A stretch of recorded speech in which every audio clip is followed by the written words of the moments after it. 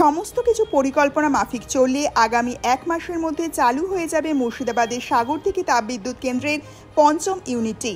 660 megawatt ক্ষমতা সম্পন্ন পঞ্চম ইউনিট চালু হয়ে গেলে সাগরদিঘি তাপবিদ্যুৎ কেন্দ্র রাজ্যের সবথেকে বড় তাপবিদ্যুৎ কেন্দ্র হিসাবে আত্মপ্রকাশ করবে।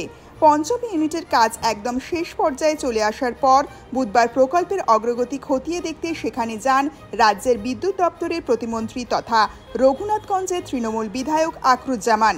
বিদ্যুৎ প্রতিমন্ত্রীকে প্রকল্পের বিস্তারিত খুঁটিনাটি দেখানোর পাশাপাশি তা বিশদে বর্ণনা করেন তাপবিদ্যুৎ কেন্দ্রের শীর্ষ আধিকারিকেরা। প্রসঙ্গত, সাগরদিঘি তাপবিদ্যুৎ কেন্দ্রে বর্তমানে দুটি 300 মেগাওয়াট ক্ষমতা সম্পন্ন এবং দুটি 500 মেগাওয়াট ক্ষমতা সম্পন্ন ইউনিট কর্মরত রয়েছে।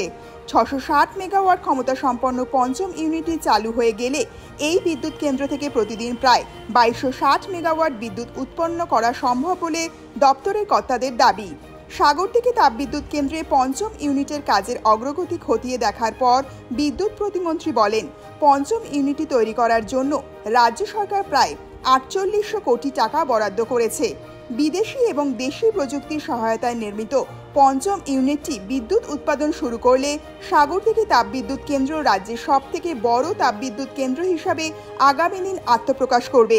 তিনি আরও বলেন, পঞ্চম ইউনিটের কাজ একেবারে শেষ পর্যায়ে চলে এসেছে। আমরা আশাবাদী জুন মাসের মধ্যে পঞ্চম ইউনিটের কাজ ইঞ্জিনিয়াররা শেষ করতে পারবেন। যেহেতু এটি রাজ্যের সর্ববৃহৎ তাপবিদ্যুৎ কেন্দ্র হিসাবে আত্মপ্রকাশ করবে, আমরা মুখ্যমন্ত্রী মমতা ব্যানার্জিকে এই কাজের উদ্বোধন করার অনুরোধ করব।